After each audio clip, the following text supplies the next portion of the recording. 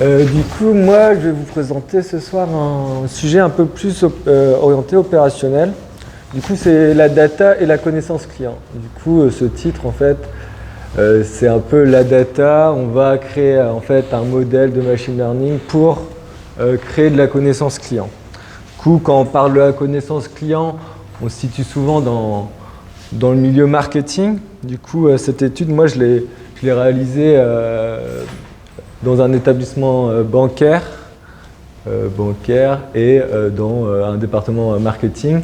Du coup, souvent dans un département marketing, en fait, le but du département marketing, c'est de répondre aux objectifs d'un groupe ou d'un établissement bancaire. Ici, notre objectif était d'essayer de booster en fait la conquête de cet établissement bancaire qui connaissait un fort décroît de sa conquête nette. En fait, sa conquête nette, c'est le résultat entre une conquête brute, c'est l'ensemble des nouveaux clients qui vont venir dans l'établissement bancaire, moins ceux qui sont partis. Du coup, il y avait une forte baisse de la conquête nette. Du coup, notre objectif, c'était d'essayer de la booster, la conquête brute, pour minimiser cet impact sur la conquête nette.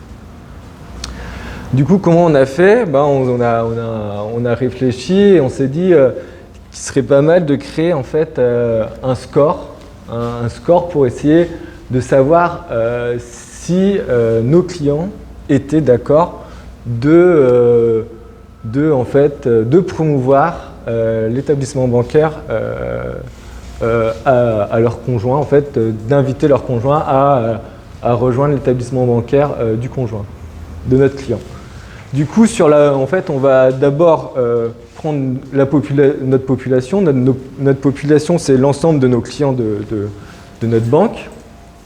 Et on va regarder, en fait, dans notre population, quels sont les clients qui ont renseigné qu'ils étaient mariés, qui étaient pacsés ou qui étaient en concubinage. Du coup, on va sélectionner ces clients. En fait, ces clients, ils ont dit en fait qu'ils étaient dans une situation qu'ils étaient en couple, mais en fait, on sait en fait dans la banque qu'ils sont en fait tout seuls. Du coup, on va essayer de savoir si on peut dire à ces clients de faire venir leur conjoint à l'intérieur de la banque. Du coup, on va d'abord créer une variable à prédire. Du coup, ça va modéliser en fait l'événement qu'on veut prédire. Du coup, il y a l'événement, le conjoint n'a pas rejoint en fait notre banque. Et le deuxième événement, c'est le conjoint a rejoint notre banque. Du coup, c'est ces deux événements qu'on va essayer de modéliser à travers un modèle statistique. Du coup, avant de créer le modèle statistique, il faut s'intéresser à la période d'observation. En fait, sur quelle période on va observer le comportement de l'individu. Du coup, ici, on est parti sur une observation de 12 mois, sur un an complet. Et arrivé à ces 12 mois, on va regarder dans les 6 prochains mois si notre client a été rejoint par son conjoint. Et du coup, on voit en fait que naturellement, sur par exemple les 20 000 clients qui ont dit qu'ils étaient en couple, que 5% d'entre eux sont rejoints par leur conjoint. Et du coup, on va essayer de modéliser le comportement de ces 5% de clients pour savoir, pour en fait, par la suite, essayer de connaître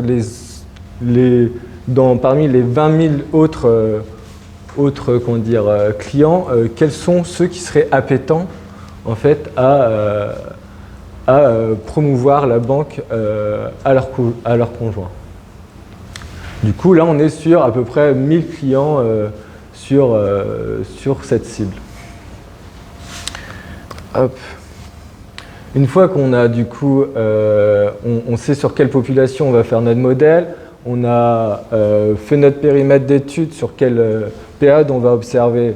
Du coup, on va observer le comportement de notre client et comment dire, et modéliser notre problème. Du coup, l'événement 1 ou 0, eh ben, on va pouvoir passer à la modélisation du modèle statistique.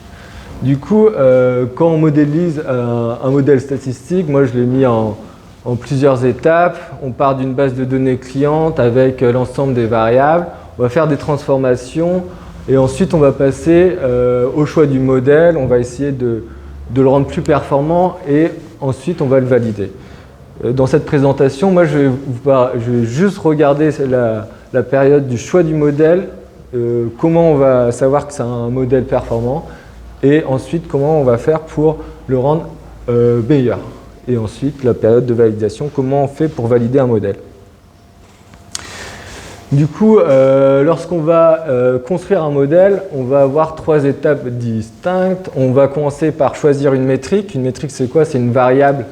C'est une variable qui va indiquer la performance de notre modèle.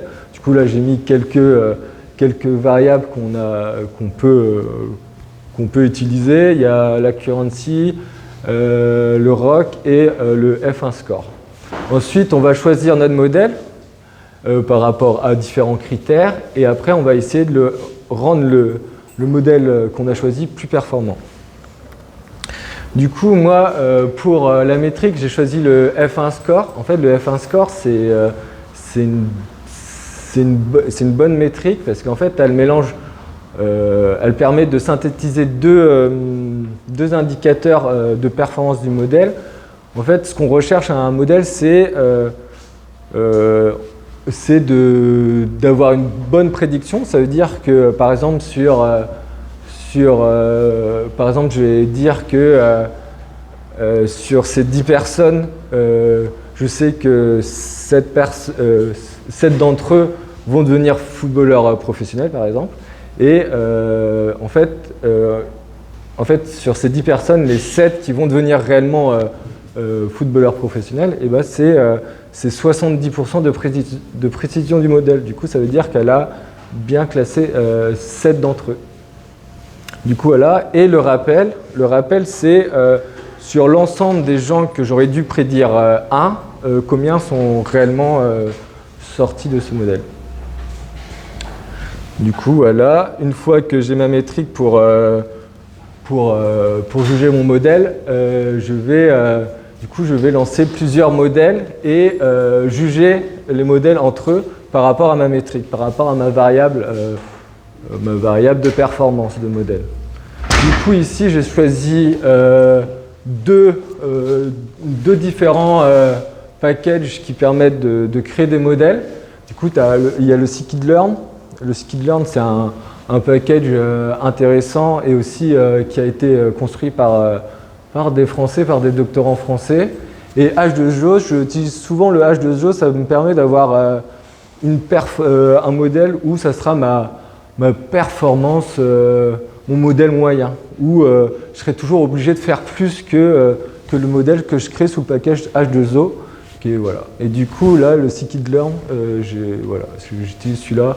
Et après, je vais essayer de l'optimiser en fait pour avoir un meilleur modèle. Mais il faudra toujours qu'il soit supérieur à H2O. Mais là, on voit que ce n'est pas le cas. Et je vais choisir aussi le gradient boosting, parce que le gradient boosting, en fait, je vais vous expliquer qu'est-ce que c'est. C'est un modèle de machine learning qui est assez intéressant parce qu'en fait, il va se construire d'une façon séquentielle. En fait, c'est un ensemble d'arbres de décision. En gros, on commence avec notre dataset, on va l'entraîner, on va avoir un premier modèle. Sur ce modèle, il va tester en fait les erreurs de prédiction et il va essayer de mettre un poids dessus pour essayer de corriger cette erreur de prédiction.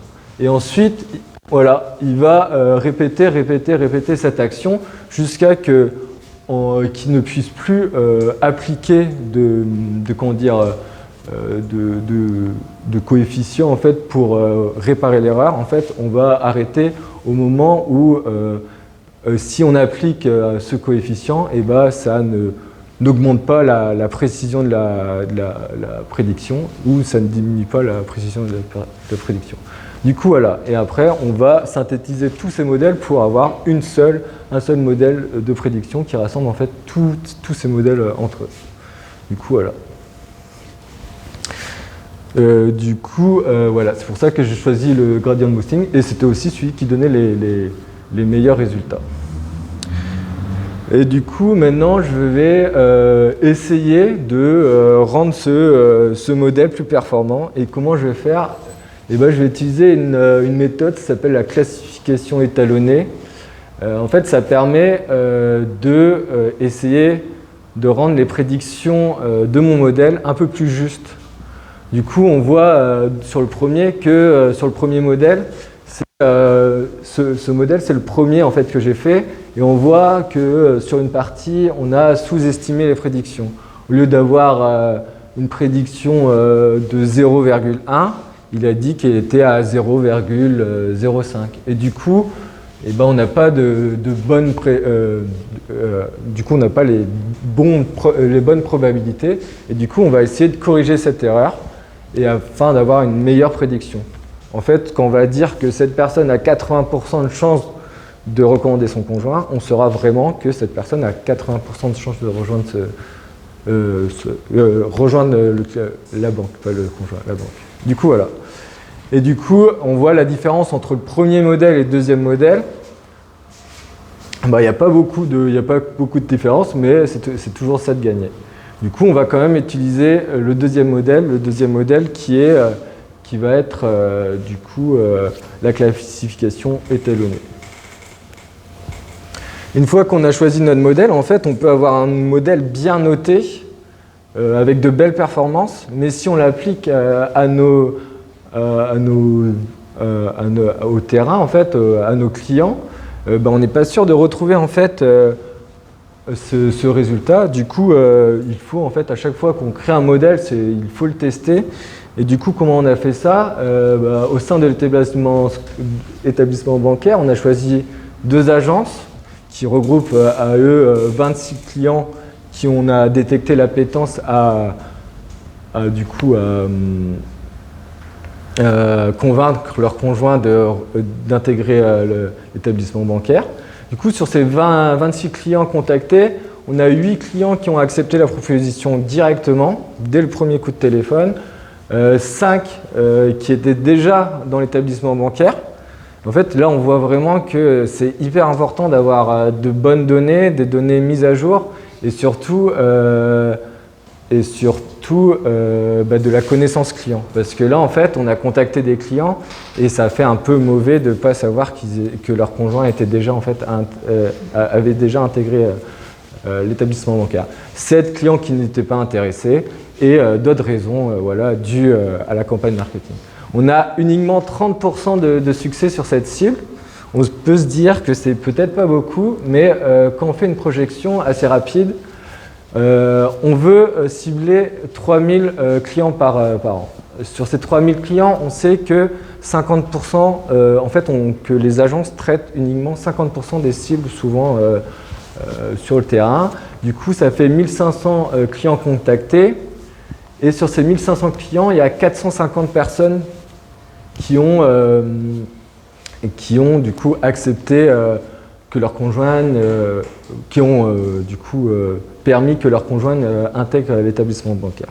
Et en fait, sur une étude précédente, en fait, on avait calculé le bonus, en fait, le fait qu'un client soit rejoint par son conjoint ou sa conjointe. Et en fait, c'est en gros quand un client est rejoint par son ou sa conjointe, le PNB, du coup, c'est le produit net bancaire est de 605 € à peu près par personne, contre 307 € de PNB pour un conjoint seul dans l'établissement bancaire. Et du coup, on peut en fait voir que une telle cible en fait permet à la banque d'empocher en fait. Mais 134 000 € en fait, par an de PNB supplémentaires grâce à cette cible. Du coup, voilà. Après, voilà, on avait fait le bilan un peu de cette cible et on avait eu de bonnes remontées en fait. Souvent, les conseillers comme ça sont un peu sceptiques des ciblages effectués en fait par des algorithmes. Et du coup, là, ils étaient contents et voilà. Du coup, après, ce qui reste à faire, c'est du coup industrialiser le score et ensuite intégrer le score aux actions marketing d'un établissement. Voilà. Merci.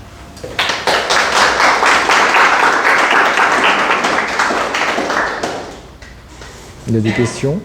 Il y a des questions, ouais. Genre intéressé, ouais. Si on peut revenir un peu sur ta slide où tu expliques le choix du modèle et l'injection des données. Avant ça.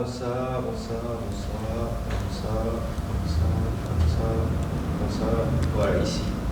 Il y a une question, en fait, c'est là-dedans, est-ce que ton modèle, le travail le plus important, c'est pas d'identifier quels sont j'ai pas le terme, mais les facteurs qui vont justement...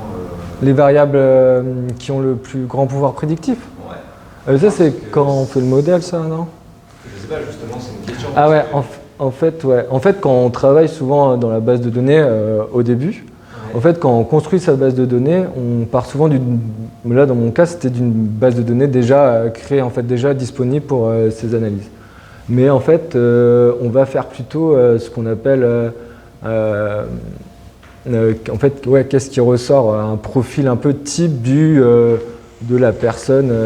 Moi, je fais ça, en fait, les variables qui caractérisent notre solution, en fait, genre ce qui ressort. Ouais.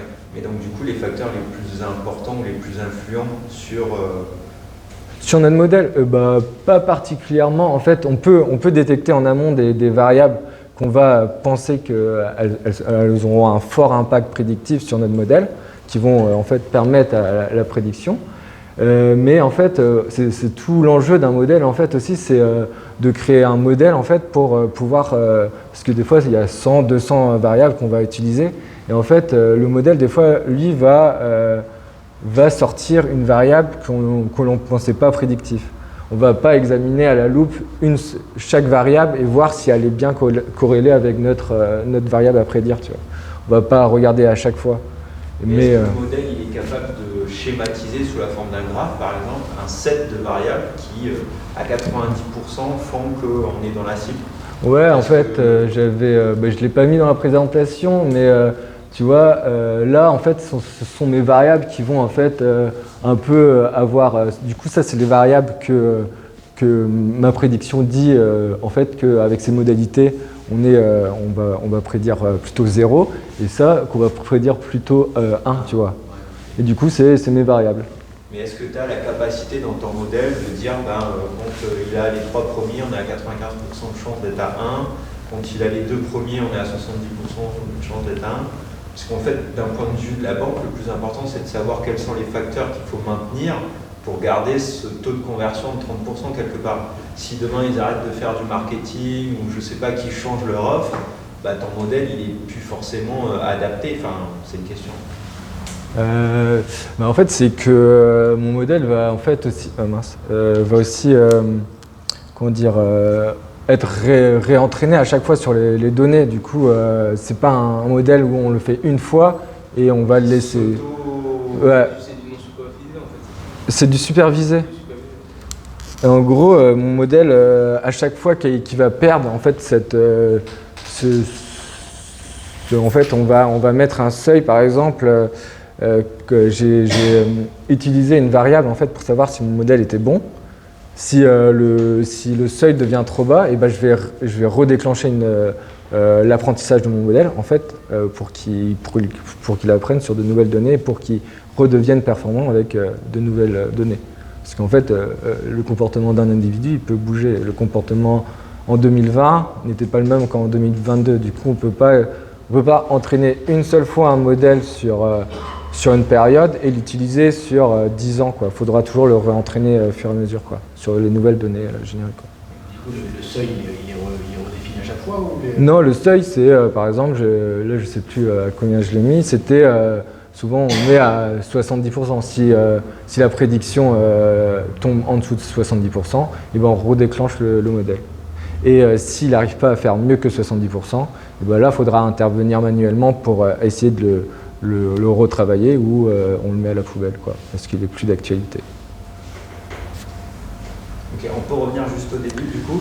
Ouais. Est-ce que l'objectif c'était de prédire sur le stock de personnes qui étaient identifiées comme en couple au niveau statut marital, combien du pourcentage de ces personnes-là pourraient ramener un nouveau client, enfin ramener leur concubin, quoi. Ouais, c'est ça. C'est ça l'objectif en fait. Ouais, c'est ça l'objectif. Ouais. Et donc du coup c'est que du prédictif et c'est du théorique. Après on Ouais. constate le réalisé, on ajuste le modèle sur la base du réalisé par rapport à ce que lui aurait prédit. Ouais. Attends, redis. tu as juste la prédiction par rapport à ce qui a été réalisé sur le test. Non, ce que je veux dire, c'est que le modèle de lui-même, il va constater le réalisé, puisqu'il va voir quelque part l'info qu'une personne qui était dans la population cible a ramené un client. Cette info, il l'a, le modèle. Ouais, mais en fait, je vais pas en fait, une fois que la personne a été rejointe par le... En fait, il a l'info parce qu'il la prend là-dessus. Oui. Ouais, du coup, ouais. Du coup, c'est ma variable à prédire. Du coup, le modèle, il a toujours su qu'une personne avait rejoint le conjoint sur les 6 mois. Tu veux savoir si en fonction de ce qui avait été prédit au départ, si tu recalcules après, si tu fais des ajustements pour pouvoir... C'est ça, en fait, quand on dit qu'il est auto-apprenant, c'est que de manière continue, il va ingérer les données réalisées versus ce que lui prédit. Et il va comparer, et à partir du moment où il est en dessous d'un seuil, toi tu vas dire, bah non, t'es plus efficace, il faut... Ouais, c'est ça que j'ai dit tout à l'heure, non? T'avais l'air de dire que la prédiction, elle n'était pas renvoyée. Est-ce que le modèle, lui, sait la note qu'on va lui donner sur le résultat final, quoi? C'est-à-dire que tu l'as testé sur le terrain. Ouais. Ou est-ce que les 30% de transformation que tu as eu, est-ce que tu peux les réinjecter dans le modèle pour lui dire finalement, là, les 30%, est-ce qu'on peut faire mieux que 30% sur le prédictif? Par exemple, tu disais que tu avais cette personne qui était juste pas à jour.